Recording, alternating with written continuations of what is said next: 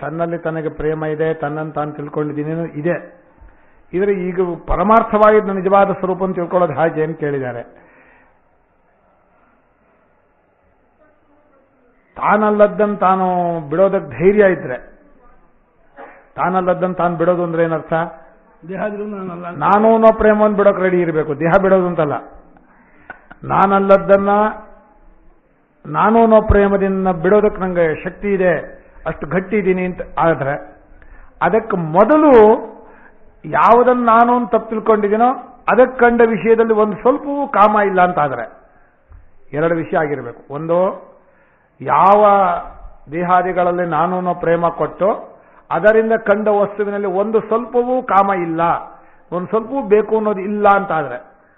ಎರಡನೇದು, ದೇಹಾದಿಗಳಲ್ಲಿರುವ ನಾನು ಅನ್ನೋ ಪ್ರೇಮವನ್ನು ನಾನು ಖಂಡಿತ ಬಿಡೋದಕ್ಕೆ ರೆಡಿ ಇದ್ದೀನಿ ಅಂತ ಆದ್ರೆ, ಸಿದ್ಧನಾದ್ರೆ ಸಾಕು, ಅವನಿಗೆ ಆತ್ಮಜ್ಞಾನ ಖಂಡಿತ ಆಗತ್ತೆ.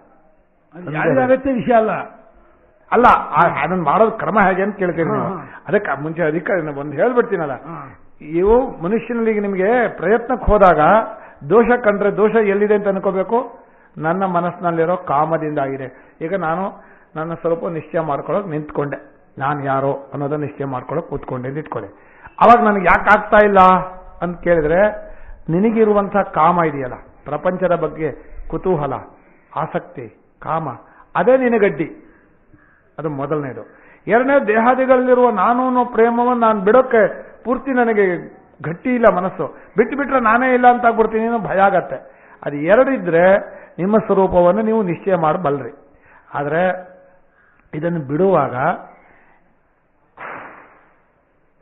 ಒಂದು ಕಾಣಿಸ್ತಾ ಇರೋದು ನೋಡೋನು ಅನ್ನೋ ಎರಡು ಭಾಗ ಮಾಡಿಕೊಂಡಾಗ, ನಾನು ಅರಿವಿನ ರೂಪದಿಂದ ನೋಡ್ತಾ ಇದ್ದೀನಿ, ಕಾಣಿಸ್ತಾ ಇದೆ. ಕಾಣಿಸ್ತಾ ಇರೋದು, ನೋಡುವವನು, ಈ ಎರಡು ನಮ್ಮ ಮನಸ್ಸಲ್ಲಿ ಕಂಡು ಕೂಡಲೇ ನಮ್ಮ ಮನಸ್ಸು ಮೊದಲು ಜಂಪ್ ಆಗೋದು ಎಲ್ಲಿ ಗೊತ್ತಾ? ಕಾಣಿಸೋ ವಿಷಯದಲ್ಲಿ. ನೋಡುವವನ ಕಡೆ ತಿರುಗ್ತಾ ಇಲ್ಲ. ಹೇಳೋ ವಿಷಯ ಕೇಳ್ತಾ ಇದ್ದೀರಿ, ಹೇಳುವವನ ಅಂದ್ರೆ ಮಾತಾಡೋನ ಸ್ವರೂಪ ಇದೆಯಲ್ಲ, ಅಲ್ಲಿ ಕಡೆ ನಮ್ಮ ಮನಸ್ಸು ಹೋಗಲ್ಲ. ನಮ್ಮ ಮನಸ್ಸಿಗೆ ಅದೊಂದು ಅಂತರ್ಮುಖ ಅಂತಾರೆ.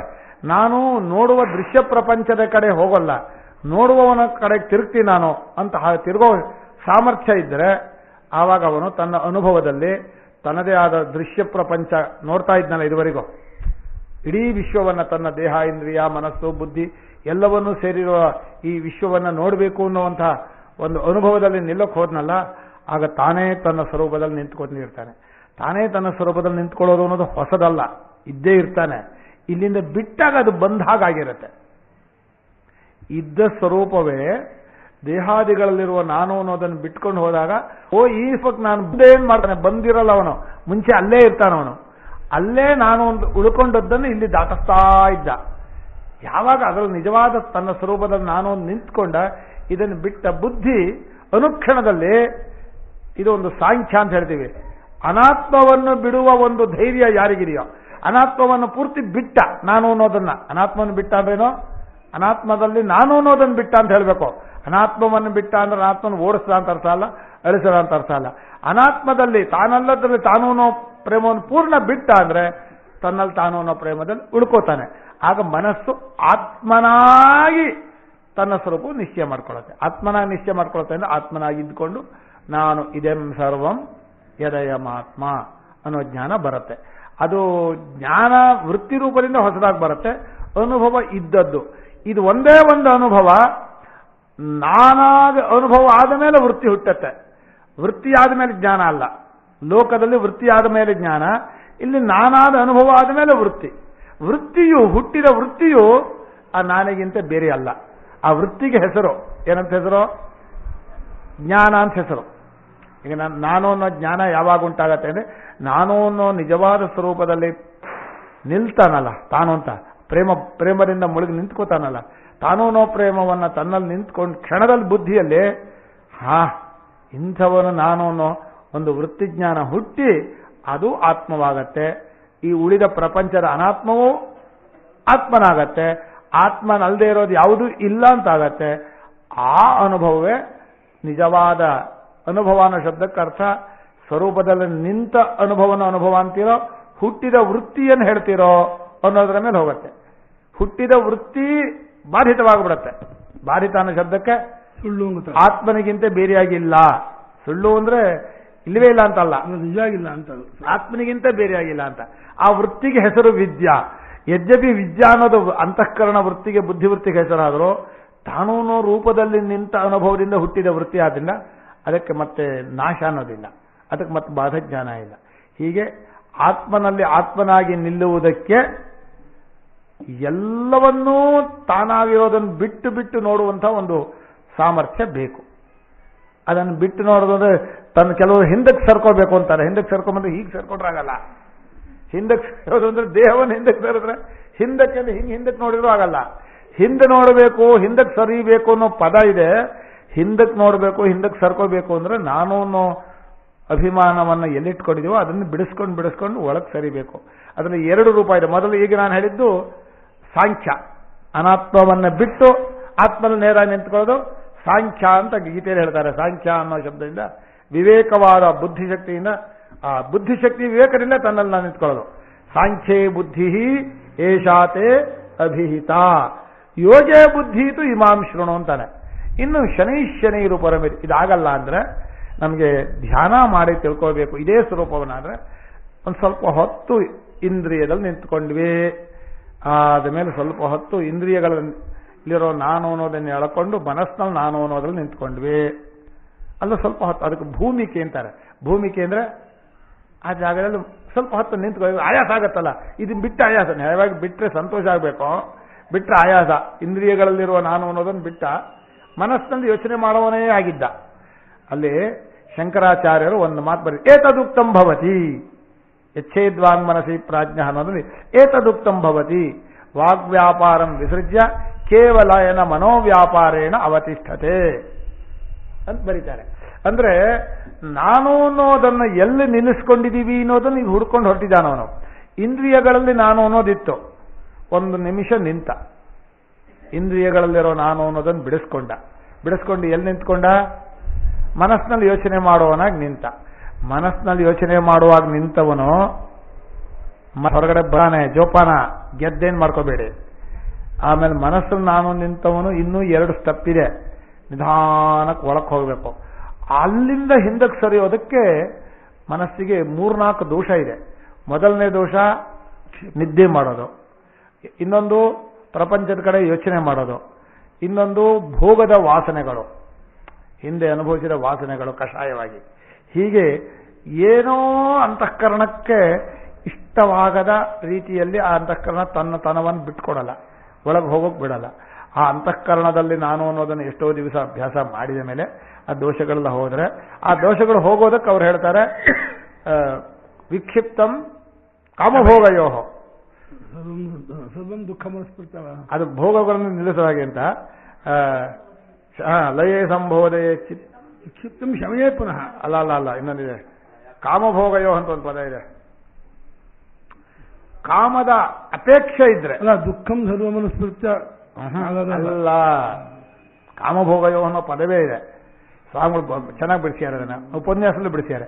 ಕಾಮ ಅಂದ್ರೆ ಏನು ಗೊತ್ತಾ? ಒಂದು ಹೇಳ್ತೇನೆ. ಈಗ ನಾನು ಮನಸ್ಸಾಗಿದ್ದೀನಿ, ನಾನು ಮನಸ್ಸಾಗಿ ಯೋಚನೆ ಮಾಡ್ತಾ ಇದ್ದೀನಿ, ಇಂದ್ರಿಯಗಳನ್ನು ಹಿಡಿದಿಟ್ಟಿದ್ದೀನಿ ಅಂದ್ರೆ ಯಾವ ಇಂದ್ರಿಯಕ್ಕೂ ಕೆಲಸ ನಾನಾಗಿಲ್ಲ.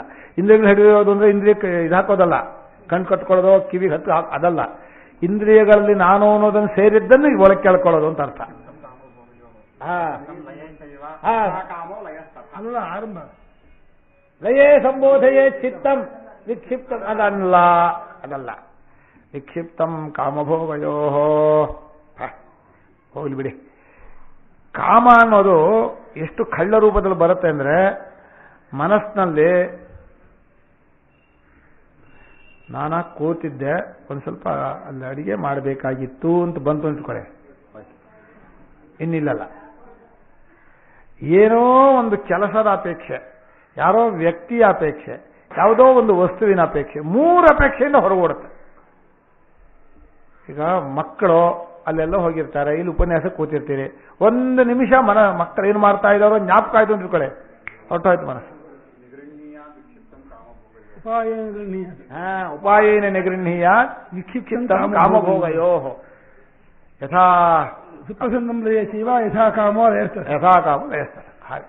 ಹೀಗೆ ಕಾಮ ಅನ್ನುವಂಥದ್ದು ಮನಸ್ಸಲ್ಲಿ ಎಷ್ಟು ನಾವು ಬಿಟ್ಟಿರ್ತೀವೋ ಅಷ್ಟು ಮನಸ್ಸು ಶುದ್ಧವಾಗ್ತಾ ಹೋಗುತ್ತೆ. ಅದಕ್ಕೆ ನಾನು ಯಾರಾದ್ರೂ ನಿಮ್ಗೆ ಏನ್ ಬೇಕು ಅಂತ ಕೇಳಿದ್ರೆ ನಾನು ನನ್ನಲ್ಲಿ ಹೇಳ್ಕೊತೀನಿ, ಪಾಪ ನನ್ನಲ್ಲಿ ಬೇಕು ಅನ್ನೋದನ್ನ ಹುಟ್ಟಿಸ್ತಾ ಇದ್ದಾರೆ ಇವರು, ನಾನು ಏನ್ ಬೇಕು ಅಂತ ಹೇಳಿ ಅಂತ ನನ್ನ ಮನಸ್ಸಲ್ಲಿ ಕೇಳ್ತಾ ಇರ್ತೀನಿ ನಾನು.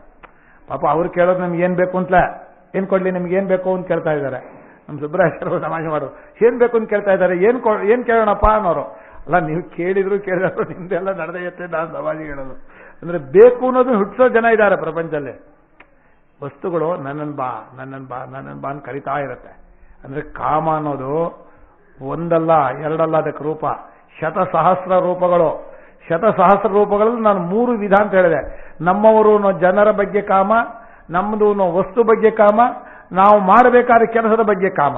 ಈ 3 ಕಾಮಗಳು ಹೊರತಳ್ತಾನೇ ಇದೆ. ನಾನು ಇಂಥದ್ದು ಮಾಡಬೇಕಾಯಿತು, ಇಂಥ ವ್ಯಕ್ತಿ ಬೇಕಾಯಿತು, ಇಂಥ ವಸ್ತು ನಮ್ದಾಗಿದೆ ಅಂತ. ನೀವು ತೀರ್ಥಯಾತ್ರೆ ಹೋಗಿದ್ದೀರಿ, ಪ್ರಯಾಗ ಗಂಗಾ ನದಿ ದಡದಲ್ಲಿದ್ದೀರಿ, ಧ್ಯಾನಕ್ಕೆ ಕೂತ್ಬೇಕು, ದುಡ್ಡು ಇಟ್ಕೊಂಡ್ಬಿಟ್ಟಿದ್ದೀರಿ, ಚೀಲ ಪಕ್ಕದಲ್ಲಿದೆ, ಧ್ಯಾನ ಮಾಡ್ತೀರಾ ಇಲ್ವಾ?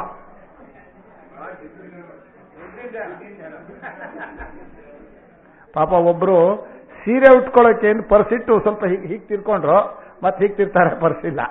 ಅಲ್ಲ, ಹೀಗಾದ್ರೂ ಆಗಲಿ, ಒಟ್ಟಿನಲ್ಲಿ ಮನುಷ್ಯನಿಗೆ ಹೊರಗಿನ ವಸ್ತುವಿನಲ್ಲಿರೋ ಪ್ರೇಮ ಒಳಮುಖವಾಗಿ ಹೋಗೋದಕ್ಕೆ ಬಿಡೋದಿಲ್ಲ.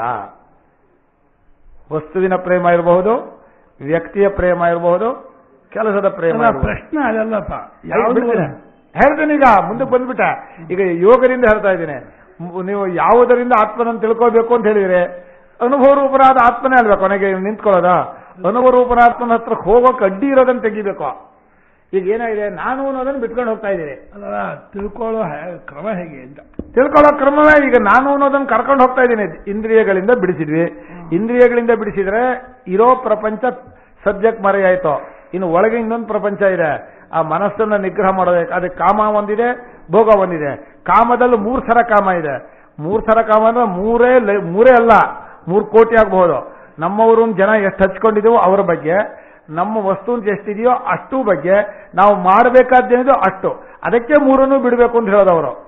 ನಿಮ್ಮ ಜನ ಬೇಡ, ನಿಮ್ಗೆ ನಿಮ್ಮ ವಸ್ತು ಏನೂ ಇಲ್ಲ, ನೀವು ಮಾಡಬೇಕಾದ್ದೇನೂ ಕೆಲಸ ಇಲ್ಲ, ಕೂತ್ಕೊಳ್ಳಿ ಗಟ್ಟಿಯಾಗಿ. ಈಗ ನೀವು ಒಳಗೆ ಹೋಗ್ಬೇಡಿ, ಚಿಂತಾಮಣಿಗೆ ಹೋಗ್ಬೇಡಿ, ಇಲ್ಲೇ ಕೂತ್ಕೊಳ್ಳಿ. ಚಿಂತಾಮಣಿ ಅಲ್ಲ, ಯಾವುದೂ ಇಲ್ಲ, ನಿಮ್ ಜನನೇ ಇಲ್ಲ, ಬಿಡ್ರಿ. ಇಷ್ಟಾದ್ರೂ ಈ 3 ಬಿಟ್ಟರು ಆಯ್ತು ಅಂದಲ್ಲ, ಇದುವರೆಗೆ ಅನುಭವಿಸಿರೋ ಸಂತೋಷ ಕೊಟ್ಟ ಸುಖದ ಆ ವಸ್ತುಗಳು ಶುರುವಾಗತ್ತೆ. ಅಯ್ಯೋರು ಹಾಗಿದ್ರು, ಅವರು ಸುಮ್ಮನೆ ಬರುತ್ತದು. ನಿಮಗೆ ಮನಸ್ಸಿಗೆ ಯಾವುದು ಇಷ್ಟ ಅನ್ನೋದಕ್ಕೆ ಏನು ಗುರುತು ಗೊತ್ತಾ? ಖಾಲಿ ಬಿಟ್ಟಿರ್ತೀರಲ್ಲ ಮನಸ್ಸು, ಆವಾಗ ಯೋಚನೆ ಮಾಡದೆ ನಿಮ್ಮ ಮನಸ್ಸಿಗೆ ಇಷ್ಟ ಆಗಿರೋದು. ಈಗ ಯಾವನೋ ಬಲಾತ್ಕಾರವಾಗಿ ಪ್ರವಚನ ಕೂತಿರ್ಬೋದು, ಸುಮ್ಮನೆ ನೀವು ಕೂತಿರ್ರಿ, ನಿಮ್ಮ ಮನಸ್ಸಿಗೆ ಹೇಳುತ್ತಲ್ಲ, ಅದೇ ನಿಮ್ಗೆ ಇಷ್ಟವಾದ ವಸ್ತು. ಅದಕ್ಕೆ ಅದು ಭೋಗ ವಾಸನೆ ಅಂತಾರೆ. ಸುಖ ಕೊಟ್ಟ ವಸ್ತುವು ಒಳಗಡೆ ಹೀಗೆ ಅದನ್ನ ಅಂಟಿಸೋಗಿರುತ್ತೆ. ಸುಮ್ಮನೆ ಸುಖ ಕೊಟ್ಟೋಗಲ್ಲ. ಒಂದು ವಸ್ತು ಇರಬಹುದು, ಒಬ್ಬ ವ್ಯಕ್ತಿ ಇರಬಹುದು, ಒಂದು ಕೆಲಸ ಇರಬಹುದು. ಯಾವ್ಯಾವುದು ಸುಖ ಕೊಟ್ಟಿದೆಯೋ ಅಷ್ಟು ಮನಸ್ಸಿಗೆ ಕಲಾಯ ಹಚ್ಚೇ ಹೋಗಿರೋದು. ಅದಕ್ಕೆ ಭೋಗ ವಾಸನೆ ಅಂತಾರೆ. ಅದಿದ್ರೂ ಒಳಗೆ ಹೋಗಲ್ಲ. ಅದು ಎರಡನ್ನೂ ಬಿಡಿಸ್ಕೊಂಡ್ರೆ ಮನಸ್ಸು ಒಳಗಡೆ ಸರಿಯತ್ತೆ. ಆವಾಗ ಇನ್ನೊಂದು ಕಷ್ಟ ಏನಿದೆ ಅಂದ್ರೆ, ಇದು ವಿಕ್ಷೇಪವನ್ನು ತಡೆಯೋ ಸಾಧನ ಆಯಿತು. ನಾನು ಹೇಳಿದ್ದೆ 2, ಕಾಮ ಭೋಗ 2 ವಿಕ್ಷೇಪವನ್ನು ತಡೆದ್ವಿ. ಇನ್ನೊಂದಿದೆ, ನಿದ್ದೆ ಮಾಡಿಬಿಡುತ್ತೆ. ನಿದ್ದೆ ಮಾಡೋದಕ್ಕೆ ಕಾರಣ ಆಹಾರ ವ್ಯತ್ಯಾಸ ಇರಬಹುದು, ಅಥವಾ ಆಯಾಸ ಜಾಸ್ತಿ ಇರಬಹುದು. ಇನ್ನೊಂದು ಬುದ್ಧಿಗೆ ಹತ್ತಲ್ಲ ಅಂದಿರ್ಬೋದು. ಬುದ್ಧಿಗೆ ಬೇಡವಾದ್ರೆ ನಮ್ಮಲ್ಲಿ ಬಹಳ ಹೇಳ್ತಾರೆ. ಕರೆಕ್ಟ್ ಹೇಳಿದ್ರೆ, ಪ್ರೀತಿ ಇಲ್ಲ ಅದರಲ್ಲಿ. ಬೇಕಾಗಿದೆ. ಈಗ ನಮಗೆ ಬೇಡವಾಗಿರೋ ವಸ್ತು ಯಾರೋ ಕಟ ಮಾತಾಡ್ತಾರೆ, ತಪ್ಪಿಸ್ಕೊಳಕ್ಕಾಗಲ್ಲ, ಎದ್ದು ಹೋಗಕ್ಕಾಗಲ್ಲ, ಮನೇಲಿ ಬಂದು ಕೂತ್ಕೊಂಡ್ಬಿಡ್ತಾರೆ. ನಿದ್ದೆ ಮಾಡ್ಬಿಡೋದು ಕೂತ್ಕೊಂಡು. ಇನ್ನೇನು ಮಾಡೋದು, ಅವ್ರಿಗೆ ಬೇಕಾಗಿಲ್ಲ ಅಂತ ಅವ್ರು ಎದ್ದು ಹೋಗ್ತಾರೆ. ಪ್ರೇಮ ಇಲ್ದವ್ರು ಕರೆಕ್ಟ್ ಹೇಳಿದ್ರೆ.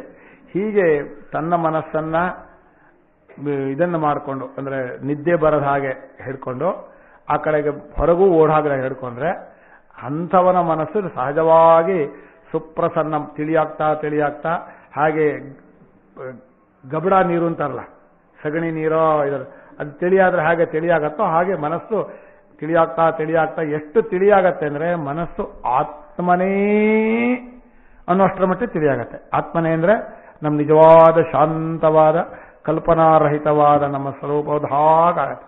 ಯಾವಾಗ ಸ್ವರೂಪದ ಹಾಗೆ ಆಗಾಯ್ತೋ ಆವಾಗ ಗಪ್ಪಂತ ಒಳಗೆ ಹೋಗಿ ಕೂತ್ಕೊಳ್ಳುತ್ತೆ. ಅದು ನಿದ್ದೆಯಲ್ಲ. ಏನಿಟ್ಕೋಬೇಕು? ಅದಕ್ಕೆ ಯಥಾ ನಿದ್ರೆ ಅಲ್ಲ ಅನ್ನೋಕೆ ಒಂದು ಪದ ಇದೆಯಲ್ಲಪ್ಪ. ನಿದ್ರೆ ಅಲ್ಲ, ಅದು ನಿದ್ದೆ ಅಲ್ಲ. ನಿದ್ದೆ ಮಾಡೋದು ಬೇರೆ, ಇದು ಬೇರೆ. ಇದು ಯಾಕೆ ಅಂದ್ರೆ ಇಲ್ಲಿ ಪ್ರೇಮ ಇದೆ. ಪ್ರೇಮದಲ್ಲಿ ಮುಳುಗಿದಾಗ ನಿದ್ದೆ ಇರಲ್ಲ. ನಂಗೆ ಪ್ರೇಮಕ್ಕೂ ನಿದ್ದೆಗೂ ಏನು ವ್ಯತ್ಯಾಸ ಇಲ್ಲ. ತುಂಬಾ ಪ್ರೀತಿಸಿದವರು ನಿದ್ದೆ ಮಾಡಲ್ಲ ರಾತ್ರಿ ಅಲ್ವಾ? ಅಂದ್ರೆ ಪ್ರೇಮದಲ್ಲಿ ಏಕಾಗ್ರತೆ ಇದೆ, ನಿದ್ದೆ ಇಲ್ಲ. ನಿದ್ದೆಯಲ್ಲಿ ಮುಳುಗೋಗಿರುತ್ತೆ ಅದು. ಮನಸ್ಸು ಹೊರಗೆ ನೋಡ್ತಾ ಆಯಾಸದಿಂದ ಮುಳುಗೋಗಿದೆ. ನಿದ್ದೆ ಬೇರೆ, ಪ್ರೇಮದಿಂದ ಅಂತಃಕರಣ ಮುಳುಗಿರೋದು ಬೇರೆ. ಆಗ ಪರಮ ಪ್ರೇಮದಿಂದ ನಾನು ಅನ್ನೋದು ಕರ್ಕೊಂಡು ಹೋಗಿ ಆತ್ಮನಲ್ಲಿ ನಿಂತ್ರೆ ಆ ಮನಸ್ಸು ಏನಾಗತ್ತೆ, ತಾನೇ ತಾನಾಗ ಆತ್ಮನ ನಿಶ್ಚಯ ಮಾಡ್ಕೊಳ್ಳುತ್ತೆ. ಸುಷುಪ್ತೇನ್ಯೋ ನತತ್ಸಮ. ಸುಷುಪ್ತೇನ್ಯೋ ನತತ್ಸಮ. ಏನು ವಾಕ್ಯನೇ ಸಿಗಲ್ಲ. ಹೀಗೆ ವಯಸ್ಸೇನಾಗಿದೆ? ಇಲ್ವೇ ಅಲ್ವಲ್ಲ, ಕಾಲವನ್ನು ಮೀರಿದ ಸ್ವರೂಪ. ಎಲ್ಲಿ ವಯಸ್ಸು ಇಲ್ಲ, ದೇಹವೇ ಇಲ್ಲ. ಏನ್ ಮಾಡೋದು? ಎಲ್ಲ ಹೋಯ್ತು, ಕಿತ್ಕೊಂಡ್ಬಿಟ್ರು ಗುರುಗಳು, ಒಂದು ಉಳಿಸ್ಲೇ ಇಲ್ಲ. ಹೀಗಾಗಿ ತನ್ನ ಸ್ವರೂಪದಲ್ಲಿ ನಿಂತ ಮನಸ್ಸು ತನ್ನನ್ನ ಇದಂ ಸರ್ವಂ ಈ ಎಚ್ಚರ ಇದೆಲ್ಲ ನಾನೇ ಅನ್ನೋ ಪ್ರೇಮದಲ್ಲಿ ತೋರಿಸ್ಕೊಡುತ್ತೆ. ನೋಡು, ಇಷ್ಟು ನೀನೆ ಅನ್ನೋ ಪ್ರೇಮ ನಿನಗುಂಟಾಯ್ತು. ಆ ಪ್ರೇಮ ಬಂದ್ರೆ ಅದು ಅದ್ಭುತವಾದ ಪ್ರೇಮ. ಆಮೇಲೆ ಇನ್ನೊಂದು ವಿಷಯ ನೋಡಿ, ಆ ಪ್ರೇಮ ಬಂದಿರುತ್ತಲ್ಲ ಜ್ಞಾನಿಗಳಿಗೆ, ಆ ಪ್ರೇಮ ಬಂದ ಮೇಲೆ ಅವ್ರು ನೋಡ್ತಾರಲ್ಲ, ಆ ನೋಟಕ್ಕೆ ನಾವು ಸಿಕ್ಕರೆ ನಮಗೂ ಆ ಪ್ರೇಮ ಮಾಡೋಕೆ ಬರುತ್ತೆ. ಅದಕ್ಕೆ ಜ್ಞಾನಿಗಳ ದರ್ಶನ ಮಾಡೋದು. ಯಾಕೆ ಅಂದ್ರೆ ಜ್ಞಾನಿಗಳ ನೋಟದಲ್ಲಿ ಆ ಪ್ರೇಮ ಇರುತ್ತೆ. ಯಾವ ಪ್ರೇಮ ಇರುತ್ತೆ? ಪರಮಾರ್ಥ ಪ್ರೇಮ ಇರುತ್ತೆ. ನಮ್ಮದಲ್ಲಿರೋದು ದೇಹಾಭಿಮಾನ ಪ್ರೇಮ. ನಮ್ಮ ದೇಹಕ್ಕೆ ಇದು ಚೆನ್ನಾಗಿದೆಯೋ ಇಲ್ಲೋ, ಇದಾಗಿದೆ, ಇದು ತಿನ್ನೋಕೆ ಬರುತ್ತೋ ಅಂತ ಈಗ ನೋಡ್ತೀವಿ. ಅವ್ರು ಹಾಗೆ ನೋಡಲ್ಲ. ಇರುವ ಸ್ವರೂಪ ನಿದ್ದಾಗ ನೋಡೋ ಪ್ರೇಮ. ಆ ಪ್ರೇಮದ ದೃಷ್ಟಿಗೆ ಸಿಲುಕಿದ್ರು ಸಾಕು, ನಮಗೂ ಆ ಪ್ರೇಮ ಮಾಡೋ ಶಕ್ತಿ ಬರುತ್ತೆ. ಇಂಥ ರೂಪವನ್ನು ತಿಳ್ಕೋಬೇಕು. ಕೇಳಿದ್ದು ಒಂದು ಸಾಂಖ್ಯದಿಂದ, ಒಂದು ಯೋಗದಿಂದ. ಯೋಗದಿಂದ ನಾನು ಅನ್ನೋದನ್ನು ಕರ್ಕೊಂಡು ಹೋಗ್ಬೇಕು. ಸಾಂಖ್ಯದಲ್ಲಿ ನಾನಲ್ಲದೆ ಇರೋದನ್ನು ಬಿಡೋಕೆ ಬರಬೇಕು. ವ್ಯತ್ಯಾಸ ಅಷ್ಟೇ. ಎರಡೂ ಒಂದೇ ಸ್ವರೂಪ. ಸಾಂಖ್ಯ ಪ್ರಾಪ್ಯತೆ ಸ್ಥಾನಂ ತದ್ಯೋಗೈರಪಿ ಗಮ್ಯತೆ ಏಕಂ ಸಾಂಖ್ಯಂಚ ಯೋಗಂಚ ಯಃ ಪಶ್ಯತಿ ಸ ಪಶ್ಯತಿ. ಎಷ್ಟು ಚೆನ್ನಾಗಿ ಹೇಳ್ತಾನೆ. ಹೀಗೆ ನೀವು ಸಾಂಖ್ಯ ಮಾರ್ಗದಲ್ಲಾದ್ರೂ ಹೋಗ್ರಿ, ಯೋಗ ಮಾರ್ಗದಲ್ಲಾದ್ರೂ ಹೋಗ್ರಿ, ಅನುಭವವನ್ನು ಹಿಡ್ಕೊಂಡು ಹೋಗ್ರಿ. ಬರೀ ಅನುಭವ ಅಲ್ಲ, ನಾನು ಅನ್ನೋ ರೂಪವನ್ನು ಕರ್ಕೊಂಡು ಹೋಗ್ಬೇಕು. ಬರೀ ಅನುಭವದಲ್ಲಿ ಇದೂ ತಿಳ್ಕೊಳಕ್ ಹೋದ್ರೆ ನಿಮ್ಗೆ ತಿಳ್ಕೊಳಕ್ಕಾಗಲ್ಲ. ನಾನು ಅನ್ನೋ ರೂಪದಲ್ಲಿ ತಿಳ್ಕೊಳ್ಬೇಕು ಅಂದ್ರೆ ಬಿಡ್ಲೇಬೇಕು ನಾನಲ್ದೇ ಇರೋದನ್ನ. ಅಯ್ಯೋ ಇದು ನಾನಾಗಿರ್ತೀನಿ, ಅದು ನಾನಾಗಲಿ ಅಂದ್ರೆ ಆಗಲ್ಲ, ಸಾಧ್ಯನೇ ಇಲ್ಲ. ನಾನೊಂದು ಪ್ರಶ್ನೆ ಮಾಡ್ತೀನಿ, ಇವರು ಪ್ರಶ್ನೆ ಮಾಡಿ ನಿಮಗೆ. ನಾವು ಜೀವನದಲ್ಲಿ ಪ್ರೇಮದ ದಾರಿ ತಪ್ಪಿದೀವಾ? ಖಂಡಿತ ತಪ್ಪಿದ್ದೀವಿ. ನೀವು ಹೇಳೋದಲ್ಲ, ಅವರು. ಅನುಭವದಲ್ಲಿ ನಿಮ್ಗೆ ಅನ್ಸಿದ್ಯಾ ನಾವು ಪ್ರೇಮದ ದಾರಿಯಲ್ಲಿ ತಪ್ಪಿದ್ದೀವಿ, ಸರಿಯಾಗಿ ಪ್ರೀತಿಸ್ತಾ ಇಲ್ಲ? ಕರೆಕ್ಟಾ? ಹಾಗಾದ್ರೆ ಸರಿಯಾಗಿ ಅರ್ಥನೂ ಮಾಡ್ಕೊಂಡಿಲ್ವಾ? ಜ್ಞಾನದ ದಾರಿನೂ ತಪ್ಪಿದ್ದೀರಾ? ಖಂಡಿತ ಜ್ಞಾನದಲ್ಲೂ ತಪ್ಪಿದ್ದೀರಿ, ಪ್ರೇಮದಲ್ಲೂ ತಪ್ಪಿದ್ದೀರಿ. ಎಂತ ಕೆಲಸ ಮಾಡ್ತೀರಿ ನೀವು? ಅಲ್ಲ ರೇ, ಪ್ರೇಮ ತಪ್ಪಿ ಜ್ಞಾನ ತಪ್ಪಿದರೆ ಅಷ್ಟೂ ಕೆಲಸ ಹಾಳೋ, ಮಾಡಿದ್ದೆಲ್ಲ ವ್ಯರ್ಥ. ಇದುವರೆಗೆ ಏನು ಮಾಡಿದ್ವೋ ಎಲ್ಲ ವೆಸ್ಟ್. ಪ್ರೇಮದ ದಾರಿಯಲ್ಲಿ ತಪ್ಪು. ನಿಜವಾದ ವಸ್ತುವನ್ನು ಪ್ರೀತಿಸೋ ಶಕ್ತಿ ಇದೆಯೋ ಇಲ್ಲೋ ನಿಮಗೆ?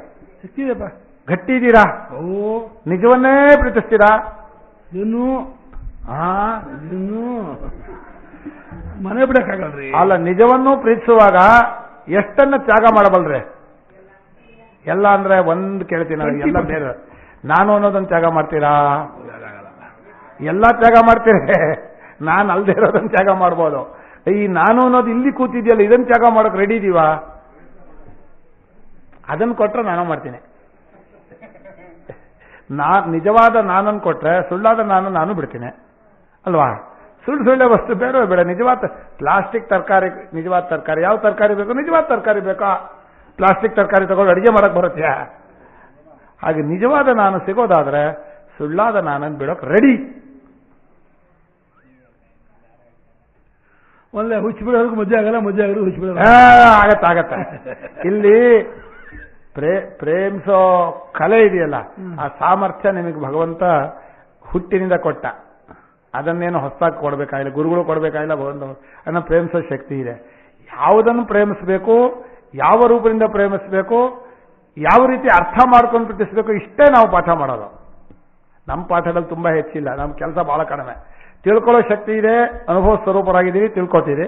ಪ್ರೇಮಿಸೋ ಶಕ್ತಿ ಇದೆ, ನಾನು ರೂಪದಿಂದ ಪ್ರೀತಿಸ್ತೀರಿ ಅಲ್ವಾ, ನಾನು ಪ್ರೀತಿಸೋಕೆ ರೆಡಿ ಇದೀರಲ್ವಾ. ಈ ಎರಡು ನೀವು ಅನುಭವ ರೂಪದಿಂದ ತಿಳ್ಕೊಳ್ಳೋ ಶಕ್ತಿ ಇದೆ, ನಾನು ರೂಪದಿಂದ ಪ್ರೇಮಿಸೋ ಶಕ್ತಿ ಇದೆ ಅಂದ್ರೆ ವೇದಾಂತ ಮಾರ್ಗದಲ್ಲಿ ನೀವು ಪ್ರವೇಶ ಮಾಡಿದಿರಿ. ಆದ್ರೆ ಅಲ್ಲಿ ಪ್ರೇಮಿಸುವಾಗ ಉಳಿದ ಪ್ರೇಮದನ್ನು ಬಿಡೋಕ್ಕೂ ನಾವು ರೆಡಿ ಇದ್ದೀವಿ ಅಂತ ಗೊತ್ತಾಗ್ಬೇಕು. ನಾವು ಅಲ್ಲ, ಪ್ರೇಮವನ್ನು ಬಿಡಬೇಕು ಅಂದ್ರೆ ವಸ್ತು ಬಿಡಬೇಕು ಅಂತ ಮಾಡ್ಕೋಬೇಡ್ರಿ, ಹೆದರ್ಬೇಡ್ರಿ. ವಸ್ತು ಬಿಟ್ಟು ಹೋಗುತ್ತೆ ಏನೋ ಅಂತ, ಬಿಟ್ಟೋಗಿ ಹೋಗುತ್ತೆ. ಆದರೆ ಈಗಲೇ ನಾವು ಮಕ್ಕಳನ್ನೆಲ್ಲ ಓಡಿಸ್ ಬರಬೇಕು, ಮನೆಯೆಲ್ಲ ದಬ್ಬರಬೇಕು, ಅದೆಲ್ಲ ಇಲ್ಲ. ಬಿಟ್ಟು ಹೋಗುತ್ತೆ ಅನ್ನೋದು ಗೊತ್ತಿದೆ. ಇನ್ನೇನಾದ್ರೂ ಪ್ರಶ್ನೆ ಮಾಡಿ ನೀವು. ಅಧ್ಯಾಸ ನೀವು ಕೇಳಿದ್ರಲ್ವಾ ಇದುವರೆಗೂ? ಏನು ಮುಂಚೆ ಕೇಳಿದ್ದಕ್ಕೂ ಇವತ್ತು ಹೇಳಿದ್ದಕ್ಕೂ ಏನು ವ್ಯತ್ಯಾಸ ಅನ್ನಿಸ್ತು? ಓ, ಭಕ್ತಿ ಭಕ್ತಿ ಕೇಳ್ತಾ ಇದ್ವಿ, ಬರೀ ಪ್ರೇಮ ಪ್ರೇಮ ಕೇಳ್ತಾ ಇದ್ವಿ. ಬರೀ ತಪ್ಪು ತಿಳಲಿಕ್ಕೆ ಅಂತ ಅಷ್ಟೇ ಕೇಳಿದ್ರೆ ಅಲ್ಲಪ್ಪ. ನೀವು ತಪ್ಪು ತಿಳಲಿಕ್ಕೆ ಕೇಳೋ ಏನು ಹೇಳಿದ್ರಿ? ಅನಾತ್ಮದಲ್ಲಿ ಆತ್ಮಬುದ್ಧಿ ಅಂತ ಕೇಳಿದ್ರಲ್ವಾ? ಆತ್ಮಬುದ್ಧಿ ಅನ್ನೋ ಪದವನ್ನು ಬಿಟ್ಟೆ ನಾನು ಪ್ರೇಮ ಅಂತ ಹೇಳಿದೆ ಅಷ್ಟೇ. ಆತ್ಮಬುದ್ಧಿ ಅಂದ್ರೆ ನಾನು ಎಂಬ ತಿಳುವಳಿಕೆ ಅಲ್ವಾ? ನಾನು ಎಂಬ ತಿಳುವಳಿಕೆಗೆ ಪ್ರೇಮ ಅಂತ ಹೆಸರು. ಪ್ರೇಮ ಶಬ್ದ ಏನ್ ಮಾಡಿದ್ದಾರೆ ಅಂದ್ರೆ ಅದೊಂದು ಕ್ರಿಯೆಯಾಗಿ ತೋರಿಸೋದು ಅಂತ ಮಾಡ್ಕೊಂಡಿದ್ದಾರೆ. ಕ್ರಿಯೆ ಅಲ್ಲ. ಈಗ ಒಂದು ಕೆಲಸ ಮಾಡ, ಕಾಫಿ ಕೊಡೋರಿಗೆ ಪ್ರೀತಿ ಇದೆ ಅಂತ ಒಂದು ಇದು ಮಾಡಿ. ಹೋಟ್ಲಲ್ಲಿ ಕಾಫಿ ಕೊಡ್ತಾನೆ, ಅವನು ಪ್ರೀತಿ ಇದೆಯಾ? ಮನೆಗೆ ಬಂದ್ರೆ ಕಾಫಿ ಕೊಟ್ರೆ ಪ್ರೀತಿ ಇದೆ. ಇನ್ನೊಂದು ಪ್ರಶ್ನೆ, ಮನೆಗೆ ಬಂದು ಕಾಫಿ ಕೊಟ್ರೆ ಕಾಫಿ ಕೊಡೋ ಅಷ್ಟೇ ಪ್ರೀತಿನಾ? ಆದ್ದರಿಂದ ಕ್ರಿಯೆ ಯಾವುದು ಪ್ರೇಮದ ಅಳತೆ ಅಲ್ಲ. ಯಾವ ಕ್ರಿಯೆಯಿಂದ ಪ್ರೇಮವನ್ನು ಅಳತೆ ಮಾಡೋಕ್ಕಾಗಲ್ಲ, ಸಾಧ್ಯನೇ ಇಲ್ಲ. ತೋರಿಸೋದು ಅಂತ ದದಾತಿ ಪ್ರತಿಗೃಹಾತಿ ಷಡ್ವಿಧಂ ಪ್ರೀತಿ ಲಕ್ಷಣಂ ಅಂದ್ರೆ ಪ್ರೀತಿಯನ್ನು ತೋರಿಸೋ ಕ್ರಮ ಅಂತ. ಈಗ ಇನ್ನೊಂದು ಪ್ರಶ್ನೆ, ಹತ್ರದಲ್ಲಿರೋದನ್ನು ತಪ್ಪು ತಿಳ್ಕೊತಾರೋ ಇಲ್ವಾ? ಹತ್ತಿರದನ್ನ ತಪ್ಪಿಕೊಂಡ್ರು ನಾವು. ಹತ್ರದಲ್ಲಿರೋದು ಸರಿಯಾಗಿ ತಿಳ್ಕೊತಾರೋ ತಪ್ಪಾಗಿ ತಿಳ್ಕೊತಾರೋ? ಬೇಗ ಹೇಳಿ. ಹತ್ರದಲ್ಲಿರೋದನ್ನ ದೂರದಲ್ಲಿರೋದನ್ನ ತಿಳ್ಕೊಳ್ಳೋದೇ ಇಲ್ಲ, ಹತ್ರದಲ್ಲಿರೋದನ್ನ ಹಾಗಾದ್ರೆ ಸರಿಯಾಗಿ ತಿಳ್ಕೊಳ್ಳೋದು ಯಾರನ್ನ? ಎಂತ ಮಾತಾಡ್ತೀವಿ ನೀವು? ಹತ್ತಿರ ಭಗವಂತ ಆತ್ಮ ಕೂತ್ಕೊಂಡಿದ್ದಾನೆ, ತಪ್ಪು ತಿಳ್ಕೊಳ್ತಾ ಇದ್ದೀವಿ. ಇದು ಒಳ್ಳೆ ಮಾತು ಹೇಳ್ತಾರೆ ಇವರು. ಇಲ್ಲ, ಆಗತ್ತೆ. ನಿಜವಾಗಿ ಹತ್ರದಲ್ಲಿರೋದನ್ನು ಸರಿಯಾಗಿ ತಿಳ್ಕೊಳ್ಳೋಕೆ ಆಗತ್ತೆ, ಖಂಡಿತ ಆಗತ್ತೆ. ಸರಿಯಾಗಿ ತಿಳ್ಕೊಳ್ಳೋದು ಅನ್ನೋ ಶಬ್ದಕ್ಕೆ ನೀವು ವ್ಯಾವಹಾರಿಕವಾಗಿಯೂ ಅರ್ಥ ಮಾಡಿ, ಪರಮಾರ್ಥವಾಗಿಯೂ ಅರ್ಥ ಮಾಡಿ. ವ್ಯಾವಹಾರಿಕವಾಗಿ ಅಂದ್ರೆ ಈಗ ಒಬ್ಬ ವ್ಯಕ್ತಿ ತುಂಬಾ ಹತ್ರದವರು ತುಂಬಾ ಆಳವಾಗಿ ಪ್ರೀತಿಸ್ತಾ ಇದ್ದಾರೆ, ಅವನು ಬಿಟ್ಟು ಹೋಗ್ತಾ ಇದ್ದಾನೆ ಕೊನೆಗಾಲ ಅಂತ ನಿಮ್ಗೆ ಗೊತ್ತಾಗಿದೆ. ಅವರನ್ನು ನೀವು ಸರಿಯಾಗಿ ಅರ್ಥ ಮಾಡ್ಕೊಂಡ್ರೆ, ಅಂದ್ರೆ ಬಿಟ್ಟು ಹೋಗೋ ವಸ್ತು ಹೋಗುತ್ತೆ, ವಯಸ್ಸಾಗಿದೆ, 85, 90 ಅಳ್ತೀರಾ ಇಲ್ವಾ? ಚಿಕ್ಕ ವಯಸ್ಸಾಗ ಅಳ್ತೀರಾ ಇಲ್ವಾ? ಪ್ರೀತಿಸ್ತಾ ಇದ್ದೀರಿ, ಅಳ್ತೀರಾ ಇಲ್ವಾ? ಇಲ್ಲ. ಯಾಕಳಲ್ಲ? ಸಹಜ, ಅದು ಬಿಟ್ಟೋಗೋ ಸ್ವಭಾವ ಅಂತ. ಯಾಕೆ ಅಳು ಬರ್ತಪ್ಪ? ಹತ್ತವರ ಪ್ರೇಮ ಸರಿಯಲ್ಲ. ಆಯುಷ್ಯ 95 ದಿವಸ ಅದು ಅಪ್ಪ ಸಾಯ್ಬೇಕಾದ್ರೆ ಅಳು ಬರುತ್ತಪ್ಪ. ಅಳಬೇಕು ಅನ್ನೋದು ಅಳೋದಲ್ಲ. ನಮ್ಮಪ್ಪ ಸತ್ತೇನೇನೋ ಅಳಬೇಕು ವಿಧಿಯಿಂದಲ್ಲಪ್ಪ, ಅಪ್ಪನ ಮೇಲೆ ಪ್ರೇಮಲ್ಲೇ ಅಳು ಬರುತ್ತೆ. ಅಪ್ಪನ ಮೇಲೆ ಪ್ರೇಮ ಅಳು ಬಂದ್ರೆ ಅಂದ್ರೆ ಆ ಪ್ರೇಮಲ್ಲಿ ದೋಷ ಇದೆ. ದೋಷ ಇದೆಯಾ ಇಲ್ವಾ? ಅಳು ಬರಲ್ಲ ಅಂದ್ರಲ್ಲ. ಇದು ಎರಡು ಅರ್ಥ ಇದೆ ನೋಡಿ. ಪರಮಾರ್ಥವಾಗಿ ಅಪ್ಪನು ಪರಮಾತ್ಮನೇ, ಪರಮಾತ್ಮನ ಸ್ವರೂಪದಲ್ಲಿದ್ದವನು ಬದಲೂ ಇಲ್ಲ, ಹೋಗಲೂ ಇಲ್ಲ, ನಾಶವಾಗಲೂ ಇಲ್ಲ, ಅಲ್ಲಿ ಅಳಬೇಕಾದ್ದಿಲ್ಲ. ವ್ಯವಹಾರ ದೃಷ್ಟಿಯಿಂದ ಹೋಗ್ತಾ ಇದ್ದ, ತಸ್ಮಾನ ಪರಿಹಾರ್ಯೇರ್ಥೆ ಜಾತಸ್ಯ ಹಿ ಧ್ರುವ ಮೃತ್ಯು, ಆಗ್ಲೂ ಅಳಬೇಕಾಗಿಲ್ಲ. ಅದು ಅಂತೀವಿ, ಎರಡಕ್ಕೂ ನೋಡ್ತೀರಾ? ಅಶೋಚಾರನ ಶೋಚಿಸ್ತಂದ್ರೆ ಹೀಗೆ ದಾರಿ ತಪ್ಪಿದ ಪ್ರೇಮವೇ ಅಳಿಸೋದು. ಅಳುವುದೇತಕ್ಕೆ ಚಿನ್ನ.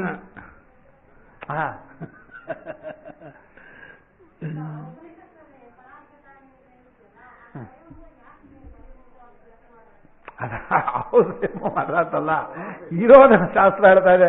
ನಮ್ಮ ಕಣ್ಣಿಗೆ ಒಳಗಡೆ ನೋಡೋ ಶಕ್ತಿ ಇಲ್ಲ, ಕಣ್ಣಿಗೆ ಹೊರಗಡೆ ನೋಡೋ ಶಕ್ತಿ ಇದೆಯಲ್ಲ, ಒಳಗಿರೋನು ಕಣ್ಣಿನ ನೋಡೋಕೆ ಹೋಗ್ಬೇಡಿ ಅಂತ ಅವನಕ್ಕೋಸ್ಕರವಾಗಿ ಪರಮಾತ್ಮ ಕಣ್ಣನ್ನು ಹೊರಮುಖವಾಗಿ ಮಾಡ್ತಾ. ನಿಜವಾಗಿ ಪರಮಾತ್ಮನ ದೃಷ್ಟಿಯಿಂದ ಹೊರಗಡೆ ಅಂತಿದೆಯಾ? ಎಲ್ಲ ಅವನು ಒಳಗಡೆ ಇದೆ, ಅವನಿಗೆಂತ ಹೊರಗಡೆ ಇದೆ? ಈಗ ಪರಮಾತ್ಮ ಒಳಗೇ ಇದ್ದಾನೆ, ಹೊರಗಡೆ ಇಲ್ಲ ಅಂತ ಆದ್ರೆ ಅವನು ಹೊರಗಡೆ ನೋಡ್ದ ಅಂತ. ಇಂದ್ರಿಯಗಳು ಹೊರಮುಖವಾಗಿವೆ ಅನ್ನೋ ಶಬ್ದಕ್ಕೆ ಅರ್ಥ ಏನೋ, ಇಂದ್ರಿಯಕ್ಕೆ ಆತ್ಮನು ಗೊತ್ತಾಗಲ್ಲ, ಆತ್ಮನ ತಿಳ್ಕೊಳ್ಳೋಕ್ ಆಗಲ್ಲ. ನಿಮ್ಗೆ ನಮ್ದು ಒಂದು ಚಪಲ ಇದೆ, ಏನ್ ಕಂಡ್ರು ಕಣ್ಣಿಗೆ ಕಂಡ್ರೆ ಒಪ್ಕೋತೀನಪ್ಪ, ಕಣ್ಣು ಮುಂದೆ ನಿಂತ್ಕೊಳ್ಳಿ ದೇವರು, ನಾನು ದೇವ್ರು ಇದೆ ಅಂತ ಒಪ್ಕೋತೀನಿ ಅಂತ ಹೇಳ್ತೀವಲ್ಲ, ಹಾಗಲ್ಲ. ಕಣ್ಣಿಗೆ ಗೋಚರವಾಗುವ ವಸ್ತು ಅಲ್ಲ ಅನ್ನೋಕ್ಕೋಸ್ಕರ ಇಂದ್ರಿಯಗಳನ್ನು ಹೊರಮುಖವಾಗಿ ಮಾಡ್ದ. ಪಾಪ ನೀವೇನ್ ಮಾಡ್ತೀರಾ, ನಿಮ್ದು ತಪ್ಪಲ್ಲ, ಪರಮಾತ್ಮ ಯಾಕೆ ಹಾಗೆ ಮಾಡ್ದ ಅಂತ ಕೇಳ್ತೀರಿ ನೀವು. ನನಗೆ ತುಂಬಾ ಇಷ್ಟ ಈ ಮಾತು, ಪರಮಾತ್ಮ ಯಾಕೆ ಹೀಗೆ ಮಾಡ್ದ, ನನ್ ತಪ್ಪೋದು ಬೇಡ ಅಂತ ಹೇಳಕ್ಕೆ ಅಲ್ಲ ನಾನು ಕೇಳ್ತೀನಿ. ಅದಕ್ಕೆ ಹೇಳ, ನೀವು ಇಂದ್ರಿಯಗಳನ್ನ ನಾನು ಮಾಡ್ಕೊಳ್ಳದೆ ಹೋಗಿದ್ರೆ ಅದು ಹೊರಮುಖವಾಗಿ ಓಡ್ತಿರ್ಲಿಲ್ಲ. ಬಿಡಕ್ಕೂ ಬರುತ್ತಲ್ಲ, ಹುಟ್ಟಿದಾಗ್ಲಿಂದ ಬಿಡ್ತಾನೂ ಇದೀರಲ್ಲ. ಅಲ್ಲಮ್ಮ ಈಗ ನೋಡಿ, ನಾನು ಇಲ್ಲೆಲ್ಲ ಹೋಯ್ತಲ್ಲ, ಎಲ್ಲ ಹೋಯ್ತಲ್ಲ, ಏನು ಐಪ್ಯಾಡ? ಐಪ್ಯಾಡ್ ಅಲ್ಲ ಇದು, ಇದು ಈಗ ಒಂದು ತಮಾಷೆ ನೋಡಿ, ನಾನೊಂದು ಮಾಡ್ಕೊಳ್ಳೋದು ಬಿಡೋದಕ್ಕೆ ಈ ಐಪ್ಯಾಡ್ ಹಾಕೊಂಡು ಇದನ್ನ ಕಿವಿ ಚಿಚ್ಕೊಂಡ್ಬಿಟ್ಟೆ ಅಂತ ಇಟ್ಕೊಳ್ಳೆ, ಕಣ್ಣೇ ಕಾಣಿಸಲ್ಲ, ಕಣ್ಣು ನೋಡ್ತಾ ಇರುತ್ತಲ್ಲ, ಇದು ಕೇಳ್ತಾ ಇರುತ್ತಲ್ಲ, ಇಲ್ಲಿರುತ್ತೆ ನಾನು ಅನ್ನೋದು, ಇದು ಇಲ್ಲೂ ನಾನು ಅನ್ನೋದು ಇರೋದೇ ಇಲ್ಲ. ಒಂದ್ರಲ್ಲಿ ನಾನು ಕೂತ್ರೆ ಇನ್ನೊಂದ್ರಲ್ಲಿ ನಾನು ಇರೋಲ್ಲ, ಐದರಲ್ಲೂ ಒಟ್ಟಿಗೆ ಇರೋದಿಲ್ಲ. ಇಲ್ಲೇ ಬಿಡೋಕ್ ಬರುತ್ತೆ ನಮ್ಗೆ ಒಂದ್ರಲ್ಲ ಒಂದು, ಇನ್ನು ಐದರಲ್ಲೂ ಬಿಡೋಕ್ ಬರೋಲ್ವಾ, ಬಿಟ್ಟೇ ಬರ್ತೀವಿ. ಮಾಡ್ಕೊಳ್ಳೋದೇನೋ, ನಾನು ಅನ್ನೋದನ್ನ ಬಿಟ್ರೆ ಆ ಇಂದ್ರಿಯ ಕೆಲಸ ಮಾಡಲ್ಲ. ಇಂದ್ರಿಯ ಏನೂ ಮಾಡಬೇಕಾಗಿಲ್ಲ. ನಾನು ಅನ್ನೋದು ಬಿಡೋದಕ್ಕೆ ನಮ್ಗೆ ಬರುತ್ತೆ. ನೀವು ಯಾಕೆ ಬಿಡ್ಲಿಲ್ಲ ಅನ್ನೋದು ನಿಮ್ಮ ಅಭಿಪ್ರಾಯ, ನೀವು ಹೇಳಬೇಕು. ನನಗೆ ಯಾಕೆ ಬಿಡೋಕ್ಕಾಗಲಿಲ್ಲ, ನಿಮ್ಮ ಆಯಾ ಇಂದ್ರಿಯದಲ್ಲಿ ಕುತೂಹಲ ಇದೆ, ಇನ್ನು ಏನೋ ಇಂದ್ರಿಯ ಹೇಳ್ಕೊಡತ್ತೆ, ಅದನ್ನು ತಿಳ್ಕೋಬೇಕು, ಅದನ್ನು ಪ್ರೀತಿಸ್ಬೇಕು, ಅದನ್ನು ನಮ್ದು ಮಾಡ್ಕೋಬೇಕು, ಅದೇನಾಯ್ತು ನೋಡ್ಕೋಬೇಕು ಅಂತ ಅಲ್ವಾ. ಇಂದ್ರಿಯ ಕುತೂಹಲವಿದ್ದವನಿಗೆ ಆಗಲ್ಲ.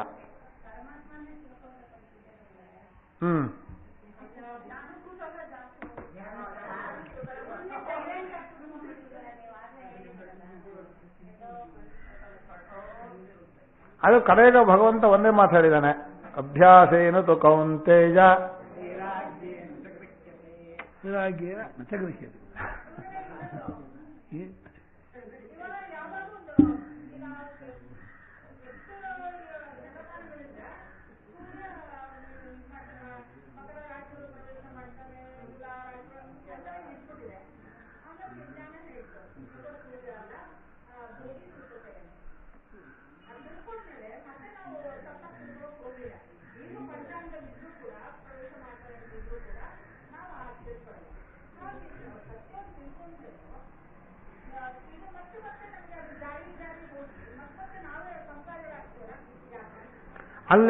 ಅಲ್ಲಿ ತಿಳ್ಕೊಳ್ಳುವಾಗ ಬರೀ ಹೊರಗಿನ ವಸ್ತು ನಮ್ಗೇನು ಸಂಬಂಧಪಟ್ಟಿಲ್ಲ, ಸೂರ್ಯ ಎಲ್ಲರೂ ಪ್ರವೇಶ ಮಾಡಲಿ.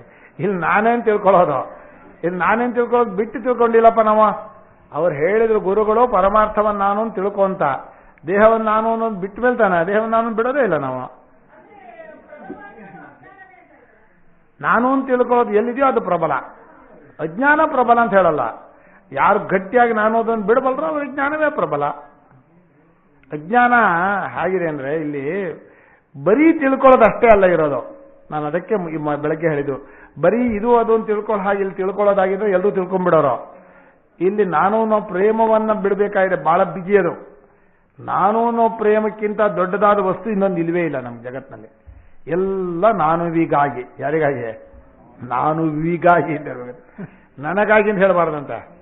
ನನಗಾಗಿ ಅಂದ್ರೆ ಅರ್ಥ ಬೇರೆ, ನಾನು ಎಂಬುದಕ್ಕಾಗಿ, ನಾನುವಿಗಾಗಿ ಎಲ್ಲ. ಆದ್ರೆ ಆ ನಾನು ಅನ್ನೋ ಪ್ರೇಮವು ನೀವು ಒಂದರಿಂದ ಒಂದಕ್ಕೆ ದಾಟಿಸ್ಕೊಂಡು ಹೋದ್ರೆ ಎಷ್ಟು ಅದ್ಭುತವಾಗಿರುತ್ತೆ. ಬಿಡೋದಕ್ಕೆ ಹೇಳ್ತೀನಿ ನೋಡಿ, ಒಬ್ಬ ಸೈಂಟಿಸ್ಟ್, ಬುದ್ಧಿವಂತ, ಬಹಳ ಸೈಂಟಿಸ್ಟ್, ಅವನು ಯಾವುದೋ ಒಂದನ್ನೇ ಕುರಿತು ಯೋಚನೆ ಮಾಡ್ತಾ ಇರ್ತಾನೆ. ಅವನು ಲೋಕದ ಭೋಗವನ್ನು ಬಿಡ್ತಾನೆ, ಯಾವ ಸಿನಿಮಾಕ್ಕೆ ಹೋಗಲ್ಲ. ಯಾಕೆ ಸಿನಿಮಾಕ್ಕೆ ಹೋಗಲ್ಲ? ಪ್ರಯತ್ನ ಇಲ್ಲ ಅದರಲ್ಲಿ ಅಂತಾನೆ. ಅವನಿಗೆ ಬುದ್ಧಿಯಲ್ಲಿ ತಿಳಿಯುವಂತಹ ಜ್ಞಾನದಲ್ಲಿ ನಾನು ಅನ್ನೋದಿದೆ. ನಾನು ಬುದ್ಧಿ ಅನ್ನೋದು ಬಲವಾಗಿದೆ, ನಾನು ಬುದ್ಧಿವಂತನಾಗಬೇಕು ಅಂತಿದೆ. ಅದಕ್ಕೆ ಬೇಕಾದ ವಸ್ತುವನ್ನು ಹುಡುಕ್ತಾನೆ.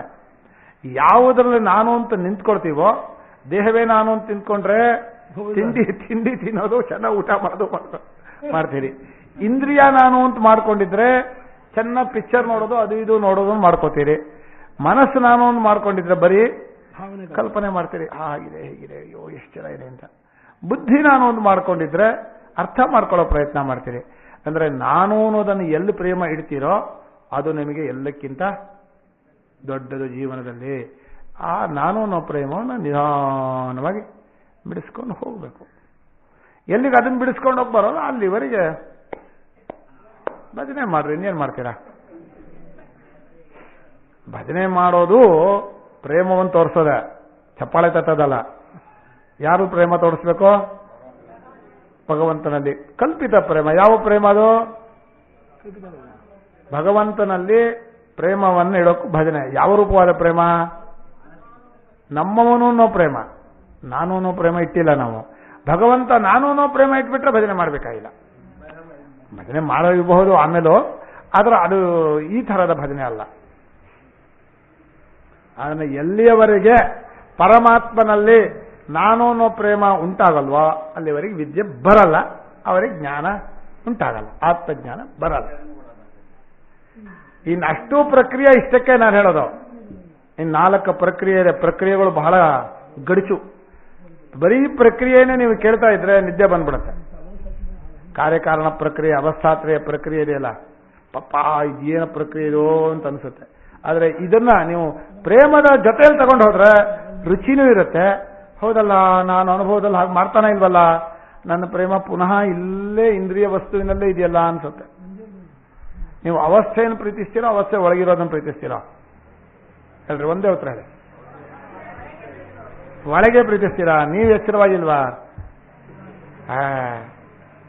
ಅವಸ್ಥೆಯನ್ನೇ ಪ್ರೀತಿಸದೇ ಇದ್ದವ್ರು ಇನ್ನು ಅವಸ್ಥೆಯ ಸಾಕ್ಷಿ ಕಡೆ ಹೋಗ್ತೀರಾ? ಎಷ್ಟು ಅನ್ಯಾಯ ನೋಡಿ. ನಿಮ್ಮ ಪ್ರೇಮ ಸಣ್ಣ ವಸ್ತುನಲ್ಲಿಟ್ಟು, ಅದು ಪುಡ್ಕೋಶಿ ಅಂತಾರಲ್ಲ, ಪುಡ್ಕೋಶಿನ ಬಳಿ ಕೇಳಿದ್ದೀರಾ? ಅತ್ಯಂತ ಚಿಕ್ಕ ವಸ್ತು, ಅದರಲ್ಲಿಟ್ಟು ಅಷ್ಟರಲ್ಲೇ ಇವ್ರು ಹೇಳ್ತಾರೆ, ಸಿಂಬಳದ ನೊಣ ನೀನು ಮಂಕೋತಿಮ್ಮ ಅಂತ ಹೇಳ್ತಾರ, ಅಲ್ಲೇ ಸುತ್ತಾ ಇರ್ತಾರೆ. ಹೌದು, ಅಲ್ಲೇ ಸುತ್ತಾ ಇರ್ತಾರೆ. ನಾನು ನನ್ನದು ಅದು ಹಾರೋದು ಇಲ್ಲ, ಒಳಗೆ ಕೂತ್ಕೊಳ್ಳೋದು. ಒಳಗೆ ಕೂತ್ರೆ ಸಾಯತ್ತೆ, ಹಾರೋಕ್ಕಾಗಲ್ಲ, ಅಂಟಿಕೊಂಡಿದೆ. ಹಾಗೆ ಸಂಸಾರ ಬಿಟ್ಟು ಆ ಪ್ರೇಮ ಹೇಗಿದೆ ಅಂತ ಬಿಟ್ಟಿದ್ದೀರಾ ನೀವೆಲ್ಲನ? ಬಿಟ್ರಲ್ಲ ಗುರುಗಳ, ಅವ್ರು ಬಿಟ್ಟೋದ್ರು ಅಲ್ಲ, ಅವ್ರು ಭಾರಿ ಜ್ಞಾನ ಅಲ್ಲ. ಬಿಡೋದು ಅನ್ನೋದು ನಮ್ಮ ಪ್ರೇಮದಲ್ಲಿ ಎಲ್ಲ ಅಡಕವಾದಾಗ ಬಿಡೋದೇನು ಇರಲ್ಲ.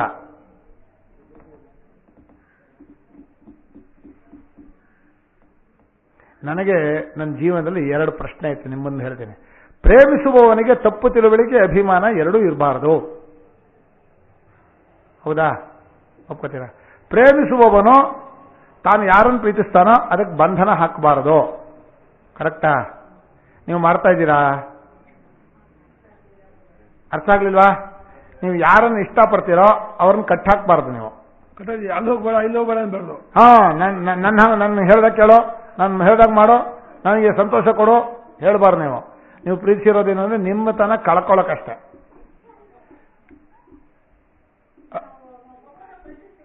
ಅದಕ್ಕೆ ನೀವು ಮಾಡೋದಷ್ಟು ಕೊಡೋದಷ್ಟು, ತಿಳುವಳಿಕೆ ಕೊಟ್ಟು ಕೈ ಬಿಡೋದಷ್ಟೇ. ಗುರುಗಳು ಪ್ರೀತಿಸೋದು ಜಾತಕ್ಕೆ ಒಳ್ಳೆ ಜ್ಞಾನ ಕೊಡ್ತಾರೆ, ತಿಳುವಳಿಕೆ ಕೊಡ್ತಾರೆ, ಚೆನ್ನಾಗಿ ಅರ್ಥ ಮಾಡ್ಕೋದು, ಮುಗಿದೋಯ್ತು. ನೀವು ಇಲ್ಲೇ ಇರ್ರಿ, ಹೀಗೆ ಮಾಡ್ರಿ ಅಂತ ಏನಾದ್ರು ಬಂಧನ ಮಾಡ್ತಾರಾ? ಮಾಡ್ತಾರೆ, ಶಿವ ಮಾಡ್ತಾರೆ, ಕೆಲಸ ಮಾಡ್ತಾರೆ, ಗುರುಗೂ ಬಂಧನ ಆಗ್ತಾರೆ. ಎರಡು ಇರಬಾರ್ದಪ್ಪ. ತಪ್ಪಾಗಿತ್ತು ತಿಳಿಯಬಾರ್ದು. ಯಾರನ್ನು ಪ್ರೀತಿಸ್ತೀವೋ ಅವರನ್ನು ತಪ್ಪಾಗಿ ತಿಳಿಬಾರ್ದು. ತಪ್ಪಾಗಿ ತಿಳಿತೀವ, ಸರಿಯಾಗಿ ತಿಳ್ಕೊಂಡೇ ಪ್ರೀತಿಸ್ಬೇಕು. ಅಭಿಮಾನ ಪಟ್ಕೋಬಾರ್ದು. ಅಭಿಮಾನ ಪಟ್ಕೊಂಡ್ರೆ ಏನಾಗುತ್ತೆ ಅಂದ್ರೆ ಭೇದ ಬಂದ್ಬಿಡುತ್ತೆ ಪ್ರೇಮದಲ್ಲಿ. ಈಗ ಅವ್ರು ನಮ್ಮನ್ನು ಮಾತಾಡಿಸ್ಲಿಲ್ಲ, ಮಾತಾಡಿಸೋ ತನಕ ನಾವು ಅವ್ರ ಮನೆ ಹೋಗಲ್ಲ, ಆದರೆ ಪ್ರೀತಿ ಇದೆ, ಹೋಗ್ಬೇಕು. ಹೋಗ್ಬಾರ್ದು. ಯಾಕೆ ಹೋಗ್ಬಾರ್ದು? ಮಾತಾಡಿಸಿಲ್ಲ, ಹೋಗ್ಬೇಕು. ಯಾಕೆ? ನಮ್ಮವರು, ಪ್ರೀತಿ ಇದೆ. ಇದೆಂತ ಪ್ರೀತಿ ಇಲ್ಲ? ಅಭಿಮಾನ ಬಿಟ್ಟು ಪ್ರೀತಿ ಇದೆಯಾ? ಅಭಿಮಾನ ಬಿಟ್ಟು ಹೋಗು. ಇಲ್ವೋ? ಬಿಡು ಪ್ರೇಮನ. ಆ ಪ್ರೀತಿನೂ ಇರಬೇಕು, ಅಭಿಮಾನ ಇರಬೇಕಂತೆ. ಇದ್ಯಾತಕ್ಕೆ ಎರಡು? ವ್ಯವಹಾರ ಪ್ರೇಮ ಅಲ್ಲ ಹೀಗೆ.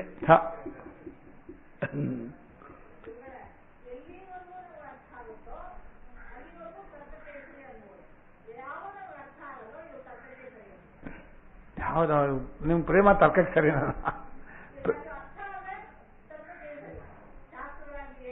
ಹೌದು, ತರ್ಕಕ್ಕೆ ಸರಿ. ಬರೀ ಒಂದು ತರ್ಕಕ್ಕೆ ಸರಿ, ಇನ್ನೊಂದು ಮುಂಚೆನೇ ಅದಕ್ಕೆ ಹೇಳಿದ್ದೀನಿ, ತರ್ಕ ಅನ್ನೋದು ಇಲ್ವೇ ಇಲ್ಲ ಎರಡರಲ್ಲೂ. ಜ್ಞಾನ ಅನುಭವದಲ್ಲೂ ತರ್ಕ ಇಲ್ಲ. ಈಗ ನಿದ್ದೆಯಲ್ಲಿ ಏನೋ ಕಾಣಲ್ಲ, ಯಾಕೆ ಕಾಣಲ್ಲಪ್ಪ ಅಂತ ತರ್ಕ ಹೇಳಬೇಕಾಗಿಲ್ಲ, ಕಾಣೋದು ಅನುಭವ ಬಂದ ಮೇಲೆ ಬೆಲ್ಲ ಸಿಹಿ ಅಂತ ಅನುಭವ ಬಂತು. ಬೆಲ್ಲ ಯಾಕೆ ಸಿಹಿ ಅನುಭವ ಅಂತ ಯಾರೋ ತರ್ಕ ಮಾಡ್ತಾರಾ? ಅರ್ಥ ಇಲ್ಲ ಅದಕ್ಕೆ. ಅನುಭವ ಬಂದ ಮೇಲೆ ತರ್ಕ ಇಲ್ಲ. ಪ್ರೇಮದಲ್ಲೂ ತರ್ಕ ಇಲ್ಲ. ಪ್ರೇಮಕ್ಕೆ ತರ್ಕ ಇದೆಯಾ? ಇಲ್ಲ. ಯಾವಾಗ ಎರಡಕ್ಕೂ ತರ್ಕ ಇಲ್ಲ, ಯಾತಕ್ಕೆ ತರ್ಕ ಮಾಡ್ತೀರಾ?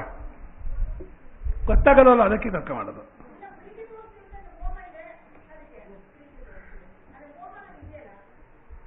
ಮೋಹ ಯಾವಾಗ ಆಗತ್ತೆ ಅಂದ್ರೆ ಪ್ರೇಮದಲ್ಲಿ ಜ್ಞಾನ ಸರಿ ಇಲ್ಲದೆ ಹೋದ್ರೂ ಮೋಹ. ಅದ್ರ ವಸ್ತು ನಿಜವಾದ ಸ್ವರೂಪ ಗೊತ್ತಿಲ್ಲ, ಅದಕ್ಕೆ ಹಿಡ್ಕೊಳಕ್ ಹೋಗ್ತೀವಿ, ಮೋಹ ಅನ್ನಿಸ್ತು. ಮೋಹ ಅಂದ್ರೇನೋ? ನಾನು ಹೇಳ್ದಾಗ ಕೇಳಬೇಕು, ನನ್ನ ಇಷ್ಟವಾಗಿರ್ಬೇಕು, ನನ್ನ ಅಧೀನವಾಗಿರ್ಬೇಕು, ಅದು ಮೋಹ. ಅದು ಪ್ರೀತಿ ಸರಿ ಇಲ್ಲ ಅಂತ ಅರ್ಥ. ಅಲ್ಲಿ ಜ್ಞಾನ ಅನುಭವ ಮತ್ತು ಪ್ರೇಮ ಎರಡೂ ತಪ್ಪಿದ್ರೆ ಮೋಹ ಬಂದೇ ಬರುತ್ತೆ.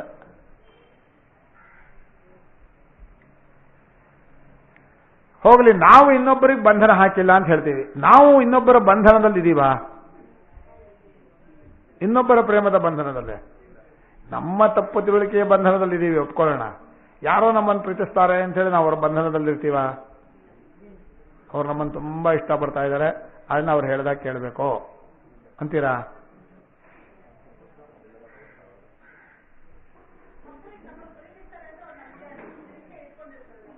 ಅದನ್ನ ನಾವು ಹೇಳಿದಾಗ ಕೇಳಬೇಕು.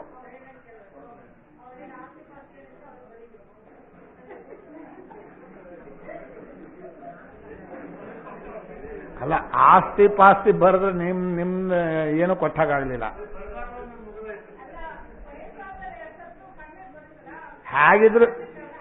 ಹೇಗಿದ್ರು ಬಿಟ್ಟು ಹೋಗ್ತೀವಿ, ಅವರಿಗೆ ಕೊಟ್ಟು ಹೋಗೋಣ ಅಂತ.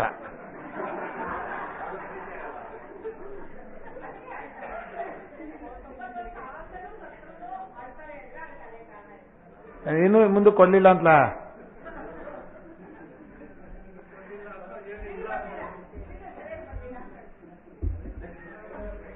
ಈಗ ಕೊನೆಯ ಮಾತು, ಮಧ್ಯಾಹ್ನದ ಮೇಲೆ ಪ್ರಕ್ರಿಯೆ ಯಾವುದು? ಕಾರ್ಯಕಾರಣ ಪ್ರಕ್ರಿಯೆ. ಕಾರ್ಯಕಾರಣ ಪ್ರಕ್ರಿಯೆ